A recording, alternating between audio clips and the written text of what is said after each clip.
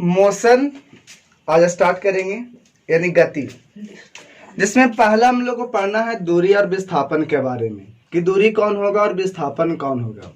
ठीक है, किसको कहेंगे दूरी और किसको कहेंगे विस्थापन। तो दोनों में जैसे देखेंगे जब, तो जैसे मान लीजिए कि ए पॉइंट यहाँ पर है और बी पॉइंट यहाँ पर है। आपको यहाँ से लेकर के इस प्रकार से रास्ता दिया गया आपको बी तक पहुंचने के लिए। एक रास्ता तो आपको ये मिल गया, दूसरे रास्ते इस प्रकार से हो सकता है और यहाँ पर पहुंचा दिया गया। तीसरा रास्ता आपको डायरेक्ट यहाँ से यहाँ तक डायरेक्ट पहुंचा दिया गया। ठीक है, तो 3 रास्ते हो करके हम यहाँ बी के पास पहुंच सकते हैं। तो इसमें हम देख रहे हैं कि दूरी कौन होगा, विस्थापन कौन होगा। तो अगर इस रास्ते से हो करके आएंगे तो इस रास्ते की जो कुल लंबाई होगी तो कुल लंबाई को हम लोग दूरी कह देंगे। इस रास्ते से अगर आते हैं तो इस पूरे रास्ते के लंबाई को हम लोग दूरी कह सकते हैं, यानी और इस रास्ते को भी हम लोग क्या कह सकते हैं, दूरी कह सकते हैं। तो दूरी यहाँ पर तीनों को हम नाम दे सकते हैं। लेकिन अगर स्पेशली विस्थापन के बारे में पूछा जाए कि विस्थापन कौन होगा, तो इनिशियल और फाइनल कहाँ से स्टार्ट किए थे, कहाँ जाना था, तो दोनों के जो मिलाने वाले जो स्ट्रेट लाइन होगा ना, सीधी रेखा, तो उसी का अगर लंबाई मिल जाए तो वही आपका क्या कहलाएगा, विस्थापन। तो विस्थापन किस पर निर्भर करेगा, तो शुरू का बिंदु और अंतिम का बिंदु, बस दोनों को क्या करना है, डायरेक्ट मिला देना है, तो वो होगा विस्थापन और बाकी सब दूरी। तो विस्थापन दूरी हो सकता है लेकिन हर एक दूरी विस्थापन नहीं हो सकता। ध्यान रखना है, सभी विस्थापन दूरी होगा लेकिन सभी दूरी विस्थापन नहीं होगा, ये एक बात ध्यान में रखना है। ठीक है, अब आता है चार्ज। अब इसमें बताया जाएगा कि दूरी हो या विस्थापन हो, दोनों का अगर मात्रक देखेंगे तो दोनों का मात्रक मीटर होगा, ऐसा ही मात्रक। ठीक है, अगर सीजीएस मात्रक देखते हैं तो सेंटीमीटर होता, डायमेंशन देखते हैं बीमा, तो दूरी या विस्थापन का बीमा होता है एल। ठीक है, लेकिन अब हम लोग चलते हैं चाल पे। चाल किसे कहते हैं, तो चाल जब देखेंगे तो चाल को हम लोग इंग्लिश में बोलते हैं स्पीड। तो स्पीड से आपको रिलेटेड किया हो गया होगा कि कितना, अगर कम समय में ज्यादा दूरी चल रहे हो, जैसे मान लेते हैं कि हमको 5 किलोमीटर जाना था, एक आदमी दोनों को, ठीक है 2 आदमी हैं, दोनों को 5 किलोमीटर जाना था। एक आदमी क्या कर रहा है कि उसको जाने में 2 घंटे का समय ले रहा है पैदल मान लेते हैं, और एक आदमी उसको 1 घंटा ही ले रहा है। तो दोनों में पूछा जाएगा कि स्पीड कौन चल रहा है, ये चलेगा स्पीड कि ये ज्यादा चलेगा स्पीड। मतलब 5 किलोमीटर जाना था, एक ले रहा है 2 घंटा समय और एक ले रहा है जाने में उसको 1 घंटा समय। तो जल्दी कौन पहुंचा, तो जल्दी पहुंचा 1 घंटे वाला। तो जल्दी वही पहुंचता है जिसका चाल अधिक होता है, यानी जिसका में समय कम लगेगा उसका चाल अधिक होगा और जिसमें समय ज्यादा लगेगा उसका चाल कम होगा। तो इस प्रकार से हम देख पाएंगे कि जो चाल का फॉर्मूला आता है निकाल करके कि दूरी बटे समय। मतलब कि अगर हम यहाँ पर समय को ज्यादा लेंगे तो चाल क्या हो जाएगा, कम जाएगा, क्योंकि ये नीचे में था। तो ये ज्यादा तो ये कम रहेगा तो ये ज्यादा होगा।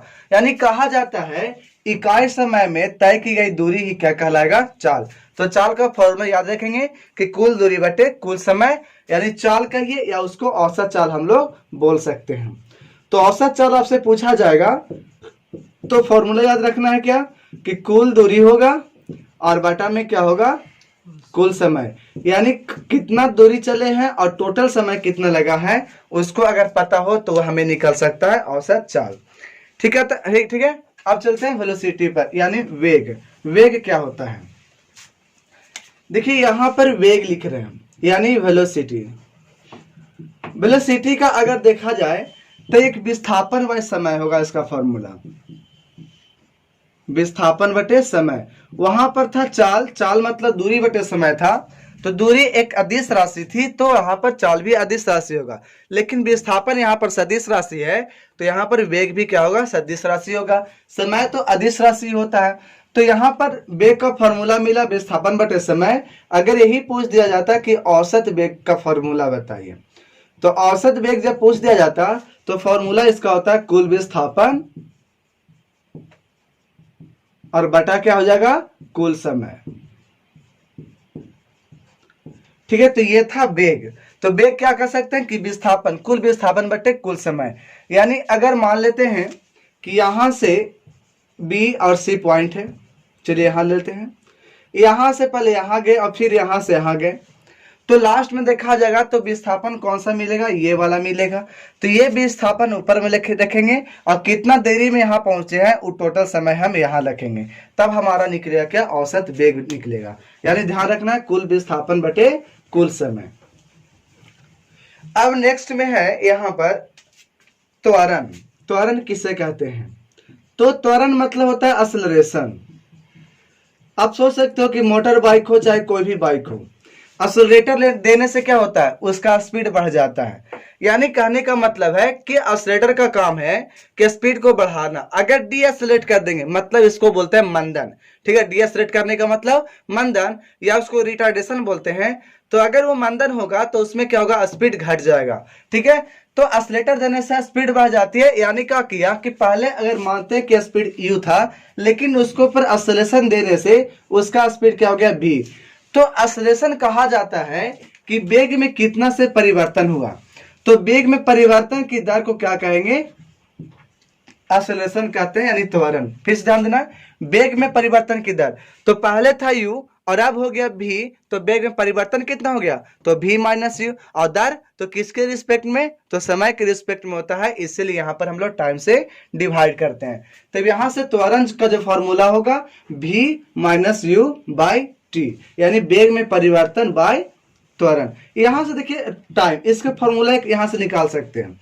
टी को क्या करते हैं, ऊपर भेज देंगे, तो यहां से क्या मिलेगा, 80 किसके बराबर, v माइनस यू बराबर। पूछा जाएगा v, तो अब u को इधर भेजना पड़ेगा, ये माइनस में था, इधर आएगा तो क्या बनेगा, प्लस में। यानी यहां से हमको एक फॉर्मूला मिल जाता है, v बराबर u प्लस 80। लेकिन यहाँ पर ध्यान देने के लिए एक बात ये है कि यह फॉर्मूला यूज तब करते हैं जब एक्सेलरेशन आपका कांस्टेंट हो। कांस्टेंट का मतलब अचर, कि अगर बोल दिया जाए कि 3 मीटर पर सेकेंड स्क्वायर से अगर स्पीड इसकी है तो 3 मीटर पर सेकेंड स्क्वायर ही रहेगा, कभी भी इसका त्वरण का मान ना बदले, तब इस केस में हम लोग v का फॉर्मूला यूज करेंगे u प्लस 80, ठीक है। इस प्रकार से आपको 3 फॉर्मूले दिए जाएंगे और तीनों के हेल्प से हम आगे पूरा इस चैप्टर को क्लियर करेंगे, ठीक है। तो त्वरण का क्या मिला, तो त्वरण का फॉर्मूला मिल गया वेग में परिवर्तन की दर। तो अब है गति का समीकरण, यानी इक्वेशन ऑफ मोशन, गति का समीकरण। ये आपको अब यहां से इंपॉर्टेंट है, जो आपको इंपॉर्टेंट था वो यहां से। सबसे पहले इंपॉर्टेंट क्या था, एक बार रिकैप करते हैं। सबसे पहला इंपॉर्टेंट था औसत चाल, ये पूछे जाएंगे। तो औसत चाल का फॉर्मूला मिल गया कुल दूरी बटे कुल समय, कुल दूरी बटे कुल समय। इसके बाद आपका है औसत वेग, इसका क्या था, कुल विस्थापन बटे कुल समय बटे कुल समय। इसके बाद आपका था त्वरण,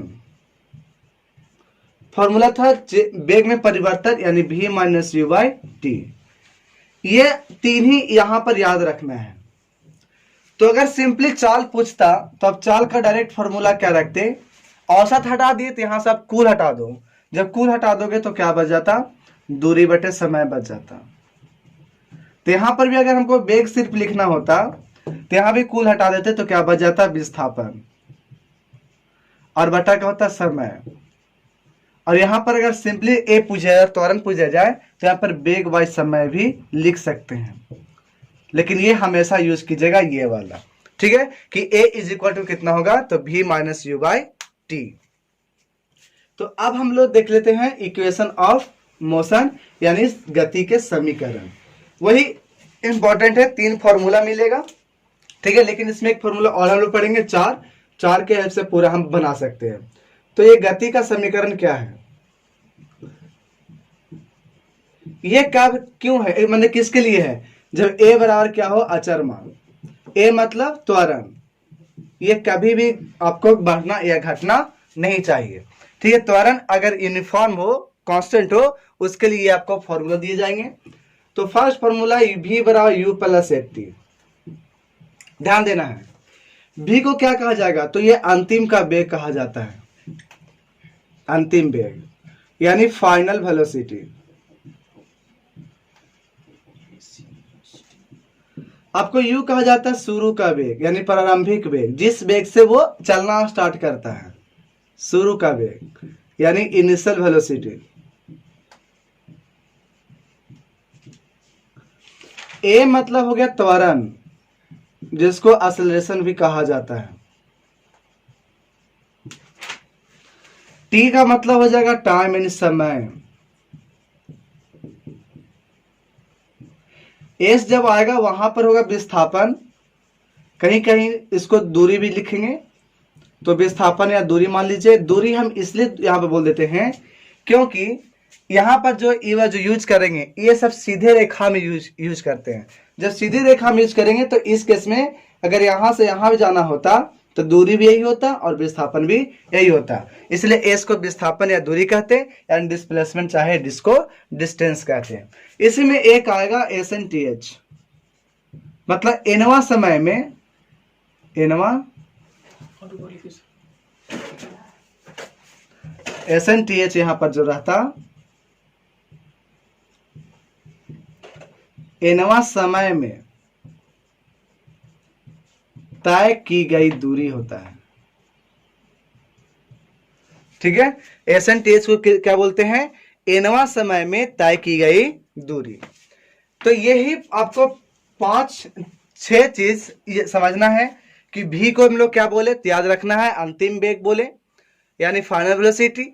यू को बोले शुरू का वेग यानी इनिशियल वेलोसिटी, और ए को बोलते हैं त्वरण यानी एक्सेलरेशन, और टी को बोलते हैं समय यानी टाइम, और एस को बोलते हैं विस्थापन या दूरी। यहां भी विस्थापन दूरी है, लेकिन ध्यान में ये रखना है कि एनवा समय हम आगे समझते हैं कि तीसरा समय, चौथा समय, ये सब पूछा जाता है उसी प्रकार से। लेकिन विस्थापन अगर बोल दिया जाए तो शुरू से लेकर के वहां तक समय में कितना दूरी चला या कितना विस्थापन हुआ वो होता है। ठीक है, तो ये 4 फार्मूला दिए जाएंगे और चारों को अभी याद कर लेना है। तो 4 में एक बात कॉमन रहेगा कि 4 में 4 ही चीज दिया रहेगा। ठीक है, 2 चीज नहीं रहेगा। तो 2 चीज नहीं रहेगा, जिसमें 3 हमको प्राप्त मालूम रहेगा और एक निकालना रहेगा हमेशा। जैसे इसमें भी यू ए टी 4 तरह का चीज है, इसमें 3 चीज मान लिया कि मालूम है, भी मालूम है, यू मालूम है, ए मालूम है, तो टी निकाला जा सकता है। इसी प्रकार से 3 दे देगा और एक पूछा जाएगा। ठीक है, चलिए अगला, एस बराबर होता है UT plus half A T square. यहां पर आपको भी चार तरह क्वांटिटी होगा, एक तो एस हो गया, दूसरा यू होगा, तीसरा टी होगा और चौथा ए होगा। ठीक है, टी तो है ये था, यानी आपको 4 तरह का यहां भी क्वांटिटी देखने को मिला।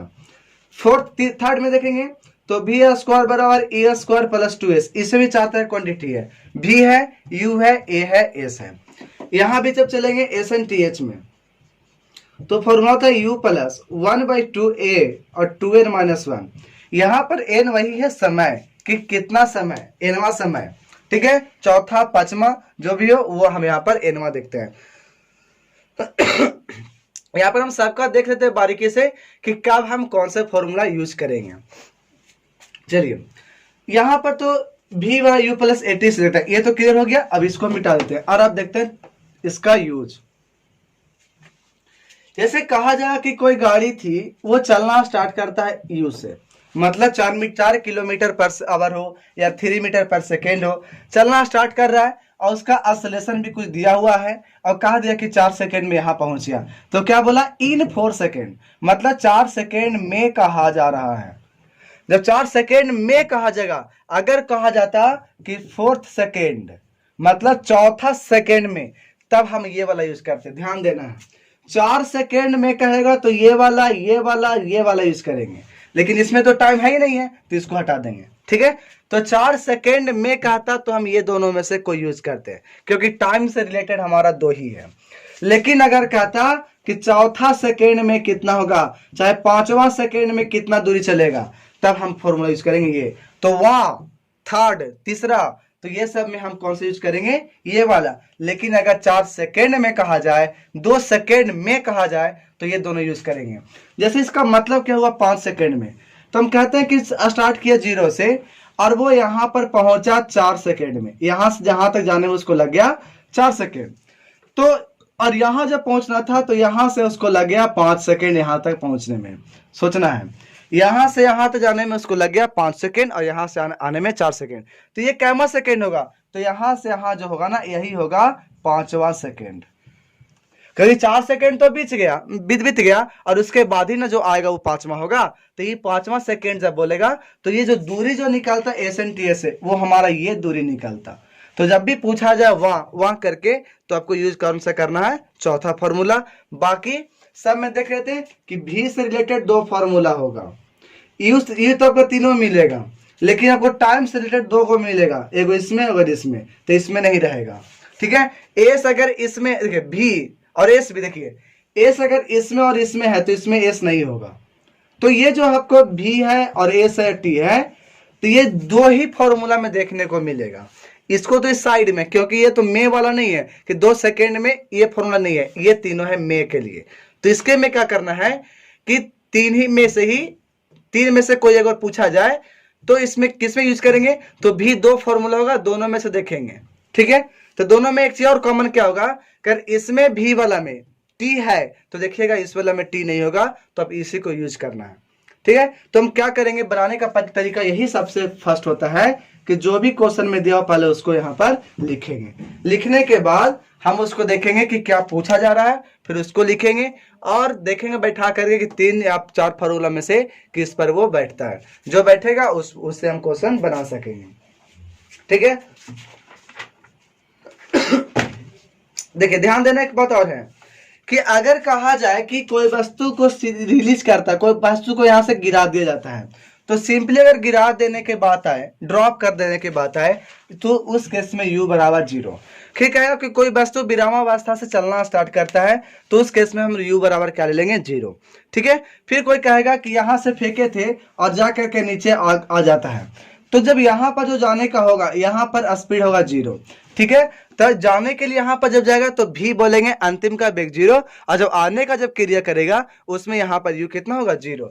इसमें एक बात और ध्यान देनी है कि अगर हम यहाँ से देख रहे थे कि ऊपर जाकर के नीचे आ रहा था, तो जितना बेग से हम यहाँ पर फेंके हैं ऊपर की ओर, उतना ही बेग से हमारा नीचे की ओर यहाँ पे गिरेगा।